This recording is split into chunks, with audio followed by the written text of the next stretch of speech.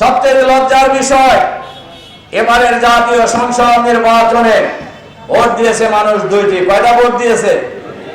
একটা কি? একটা হলো জাতীয় সংসদের ভোট, আর একটা ভোট কি দিয়েছে? গণভোট। গণভোট কত পার্সেন্ট লোক হার পক্ষে দিয়েছে? প্রায় 70% মানুষ গণভোটের পক্ষে রায় দিয়েছে।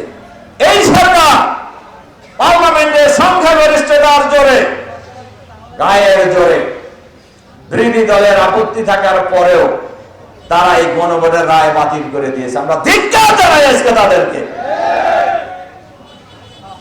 যারা গণভোট মানে না, তারা কি জুলাই বিপ্লবকে মানে? যারা গণভোট মানে না, তারা কি জুলাই বিপ্লবকে স্বীকার করে? যদি স্বীকার করতেন তাহলে তো আপনারা গণভোট বাতিল করতেন না, তাহলে তো মানবাধিকার কমিশন অধ্যাদেশ বাতিল করতেন না, তাহলে তো দুর্নীতি দমন কমিশন অধ্যাদেশ বাতিল করতেন না, তাহলে তো খুন গুম কমিশন বাতিল করতেন না, তাহলে তো স্বাধীন বিচারালয়ে এই কমিশন আপনারা স্বাধীন বিচারালয়, আলাদা স্বাধীন বিচারালয়, সুপ্রিম কোর্টের এরা আপনারা বাতিল করতেন না। এগুলি বাতিল করলেন কেন? এগুলো বাতিলের অর্থ হইল সব কিছু দলীয়করণ করলেন। দলীয়করণ করা হইতেছে না? সমস্ত বিশ্ববিদ্যালয়ের ভাইস চ্যান্সেলর দলীয়করণ দলীয়ভাবে নিয়োগ দেওয়া হয়েছে। সমস্ত পৌরসভা, সিটি কর্পোরেশন, জেলা পরিষদ এই সব দলীয়ভাবে নিয়োগ দেওয়া হয়েছে। অথচ বিএনপির 31 দফায় এটা উল্লেখ আছে সকল ক্ষেত্রে নির্বাচিত প্রতিনিধিরা রাষ্ট্র পরিচালনা করবেন। তাহলে আপনাদের 31 দফা গেল কোনে? সংগ্রামী ভাই এবং বন্ধুগণ, এজন্য আমি আজকের এই সমাবেশে আমি আহ্বান জানাবো, ফ্যাসিবাদের দোষক সরকারের ভিতরে বাইরে যারা আছে তাদেরকে চিহ্নিত করতে হবে, তাদেরকে গ্রেফতার করতে হবে, তাদেরকে শাস্তির আওতায় আনতে হবে।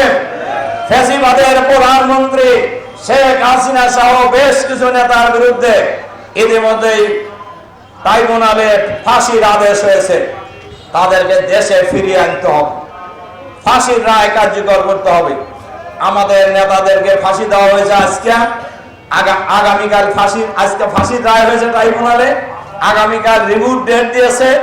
দিনের বেলায় রিভিউ রিজেক্ট হয়ে গেছে, রাতের বেলা ফাঁসি কার্যকর হয়েছে। এখন দেরি হয় কেন? এখন দেরি হয় কেন? এই জবাব সরকারকে দিতে হবে। সংগ্রামী ভাই এবং বন্ধুগণ, কাজে সকল খুনিকে ফিরিয়ে এনে বিচারের রায় কার্যকর করতে হবে। আর এই সরকারকে আমরা পরিষ্কারভাবে বলতে চাই, নির্বাচনে ইলেকশন ইঞ্জিনিয়ারিং হয়েছে, এরপরেও আমরা নির্বাচনের রায় মেনে নিয়েছি এই দেশকে গণতান্ত্রিক ধারায় ফিরিয়ে আনার জন্য। এটার মানে আমাদের দুর্বলতা মনে করেন না। তার কারণ আমাদের নেতারা কেউ কেউ বলছেন, উপজেলা পর্যায়ের নেতারাও যে কথা কইতে পারে এটা বোঝা গেল